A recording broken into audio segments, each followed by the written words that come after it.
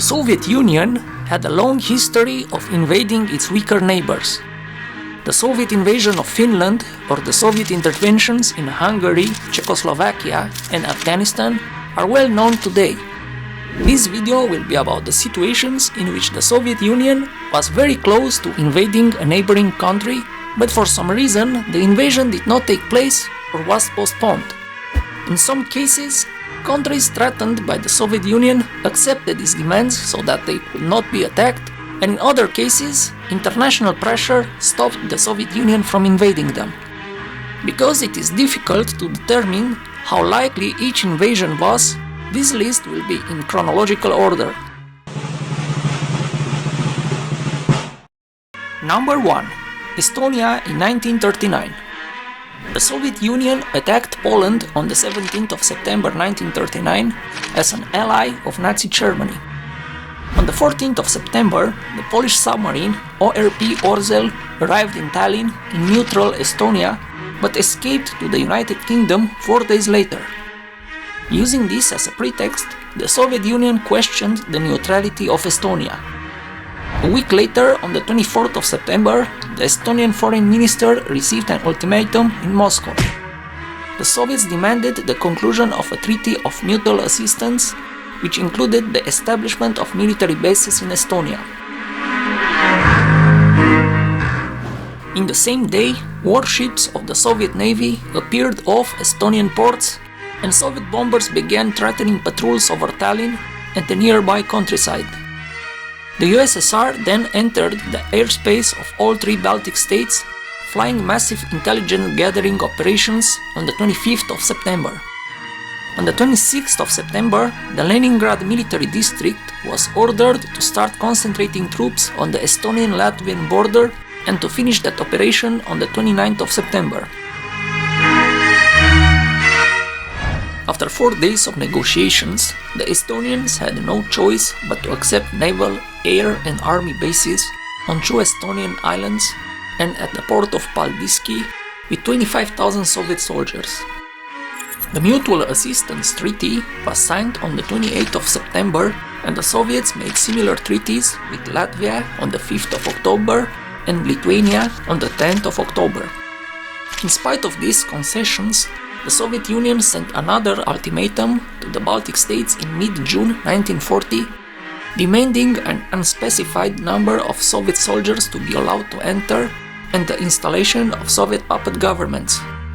The puppet governments were confirmed in office by rigged elections on the 14th to 15th of July. A few days later, all three Baltic states applied for membership of the Soviet Union and were incorporated at the beginning of August. Number 2. Romania in 1940. On the 22nd of June 1940, France, the main guarantor of Romanian borders, signed an armistice after it was defeated by Nazi Germany. The USSR wanted to use this opportunity to annex Romanian territories. Soviet troops in the Odessa military district were ordered into battle-ready state and were concentrated along the Romanian border. The Soviet army created the Southern Front under General Georgy Zhukov with 32 infantry divisions, 2 motorized infantry divisions, 6 cavalry divisions, 11 tank brigades, 3 paratrooper brigades, and 30 artillery regiments. On the 26th of June 1940, at 10 p.m., Soviet People's Commissar Vyacheslav Molotov presented an ultimatum note to Romania demanding the evacuation of the Romanian military and civil administration from Bessarabia and the northern part of Bukovina. Those regions, with a total area of 50,762 square kilometers, had a population of almost 3.8 million inhabitants, of which 53% were Romanians, 15% Ukrainians, 10% Russians, and 7% Jews. On the morning of June 27th, a mobilization of Romanian troops started, while King Carl II had a meeting with his ministers. They concluded that in the event that Romania was attacked by the Soviet Union, it would have to fight a war on multiple fronts because of its two other hostile neighbors, Hungary and Bulgaria.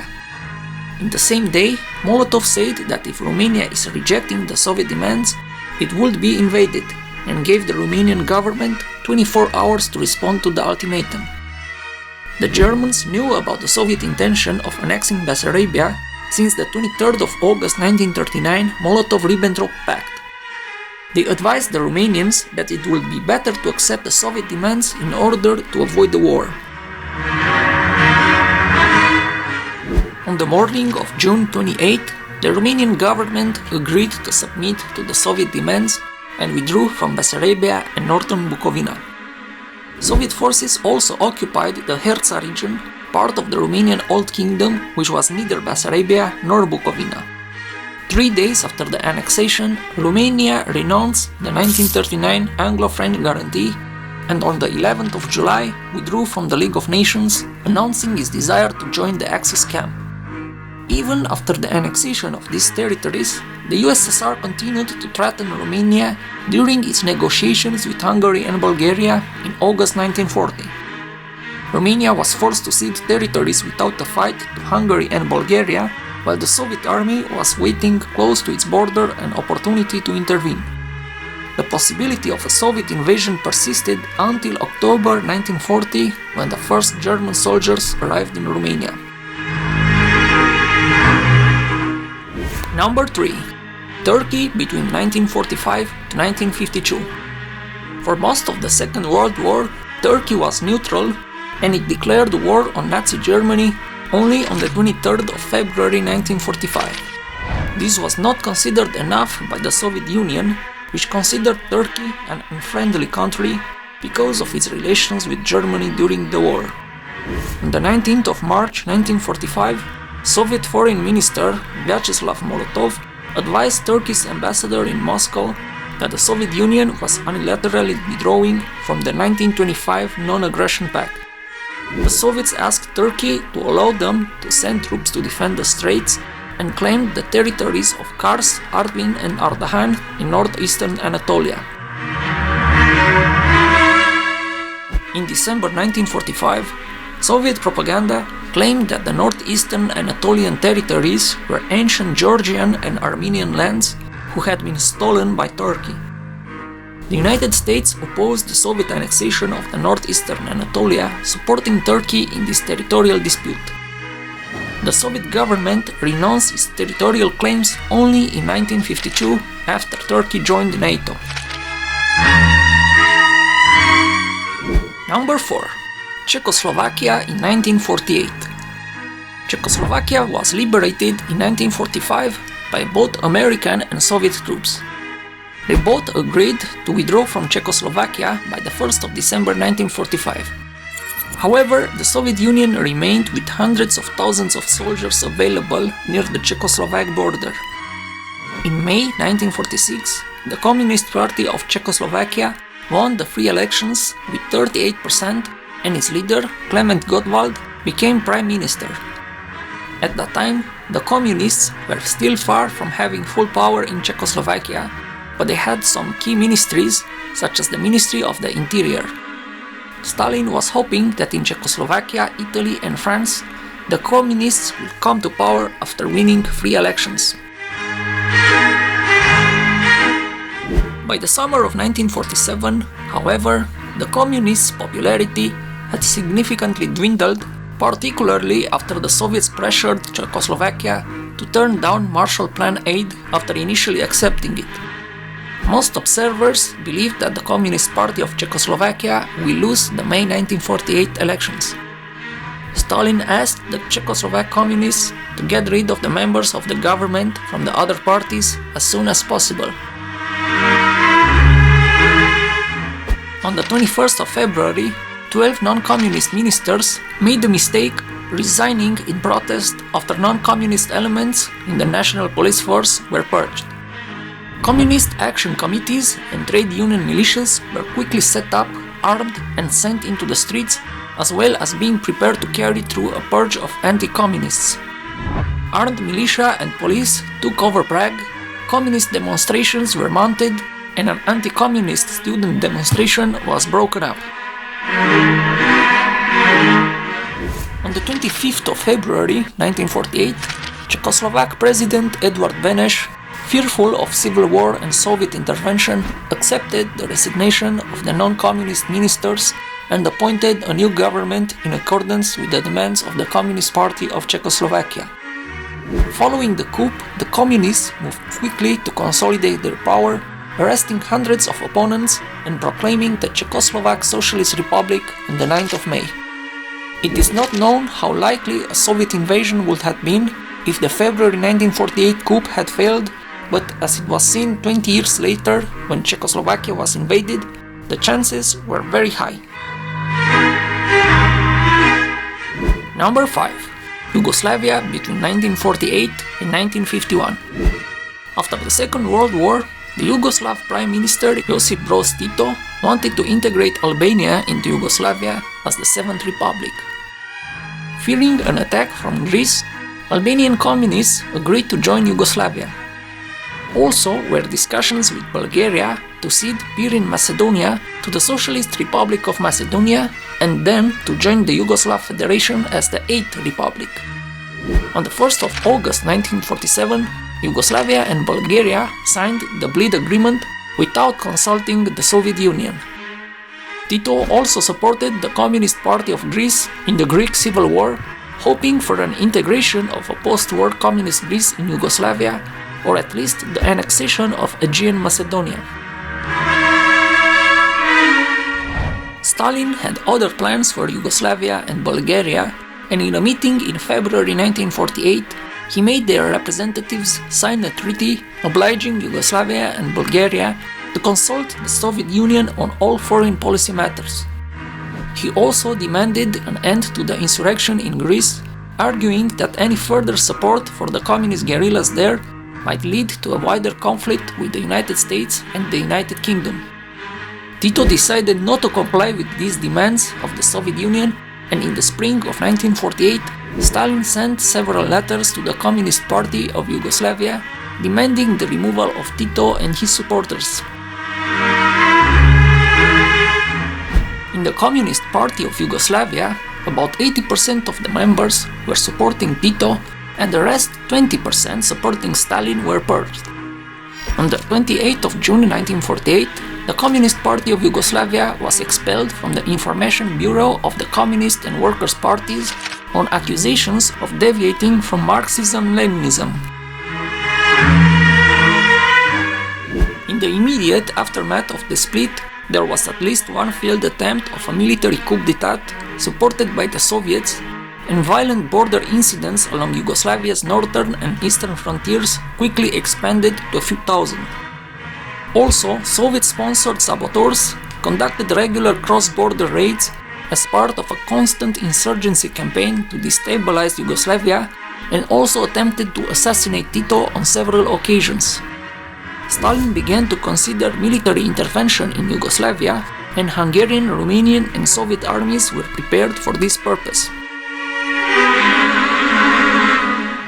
The Yugoslavs believed that the Soviet invasion was likely or imminent, and made defensive plans accordingly.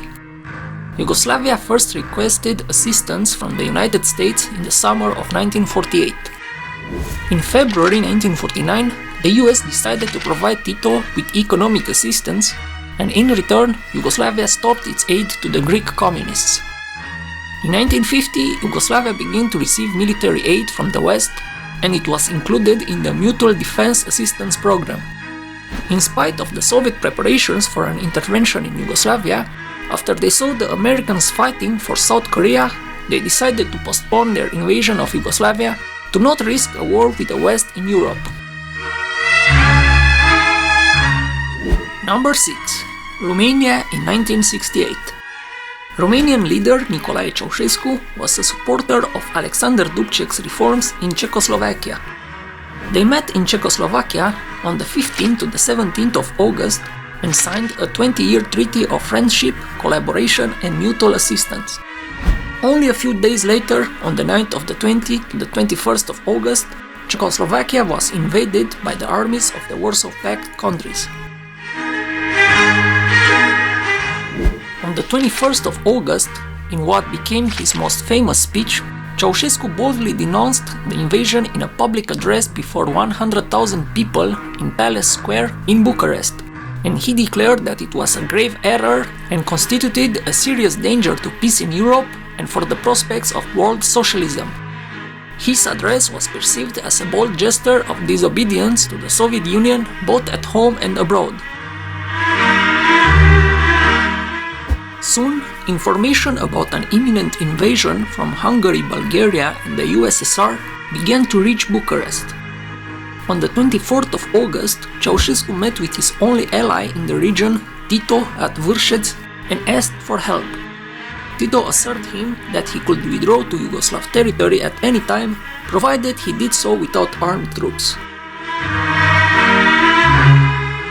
Ceausescu encouraged the population to take up arms in case of a Soviet invasion, and paramilitary formations named the Patriotic Guards were established. Airports were tightly guarded, and the number of Soviet tourists was closely monitored.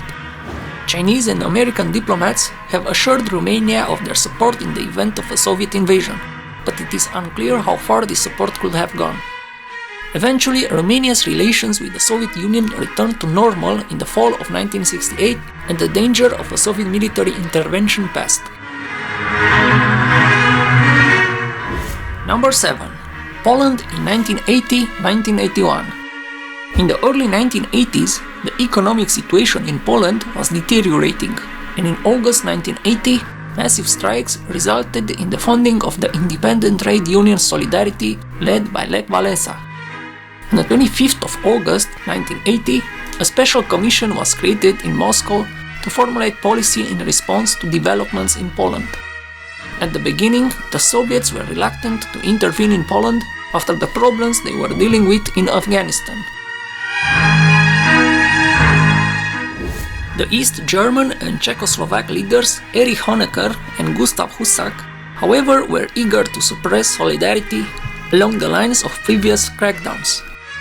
The aging Soviet leader Leonid Brezhnev agreed with Honecker and Husak, leaning towards intervention. A planned joint Soviet, East German and Czechoslovak attack under the pretext of a Warsaw Pact military exercise called Soyuz 80 was planned for December.